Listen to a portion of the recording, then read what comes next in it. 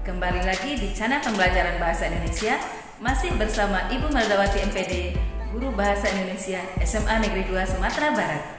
Anak-anak semua, semoga pada kondisi saat ini Anda masih berada dalam kondisi sehat dan tetap semangat. Anda, pada video kali ini kita akan membahas tentang teks editorial. Materi yang akan kita bahas kali ini adalah yang pertama, pengertian teks editorial. Yang kedua, ciri-ciri teks editorial. Sedangkan yang ketiga, struktur teks editorial. Dan yang keempat yang terakhir adalah kebahasaan teks editorial. Marilah kita simak satu persatu pembahasannya.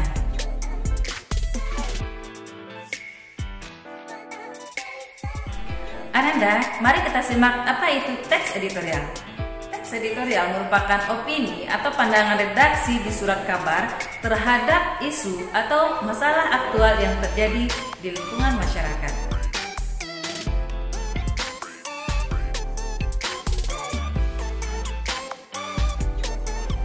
Selanjutnya, marilah kita lihat pula apa saja ciri-ciri teks editorial.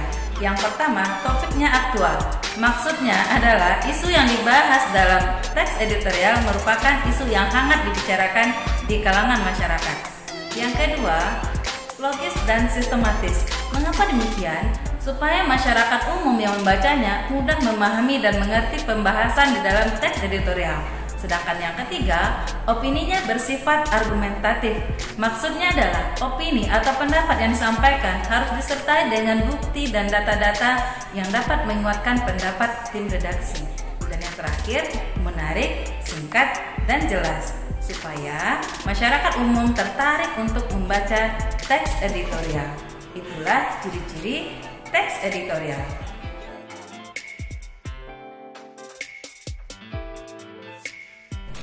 Selanjutnya, marilah kita bahas pula struktur teks editorial.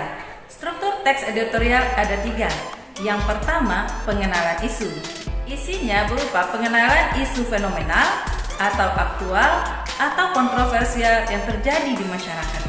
Dan yang kedua, argumentasi, yaitu penyampaian opini atau pandangan redaksi yang tentu saja dilengkapi dengan data-data atau bukti-bukti atau pendapat para ahli yang dapat menguatkan pendapat atau pandangan tim redaksi.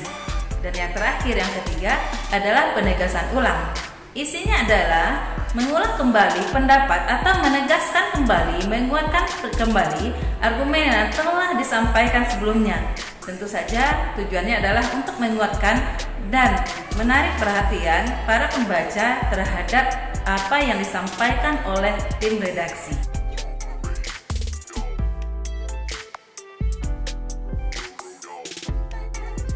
Sekarang marilah kita simak pula kebahasaan teks editorial.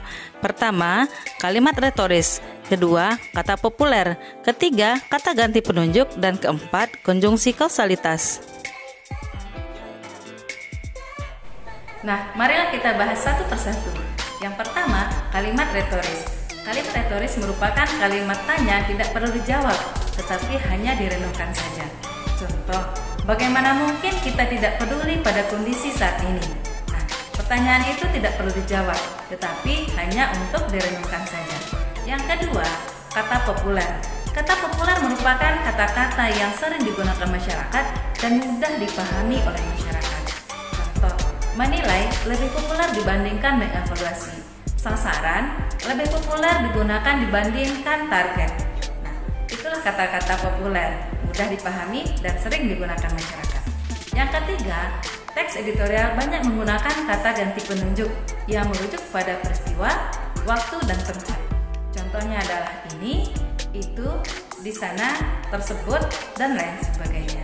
Terakhir, teks editorial banyak menggunakan konjungsi kausalitas. Konjungsi kausalitas merupakan kata hubung yang menerangkan hubungan sebab akibat. Contohnya adalah karena, oleh sebab itu, akibatnya, dan lain sebagainya. Nah, itulah materi kita tentang teks editorial kali ini. Semoga Anda dapat memahami keterangan tentang teks editorial. Sampai jumpa lagi. Assalamualaikum warahmatullahi wabarakatuh.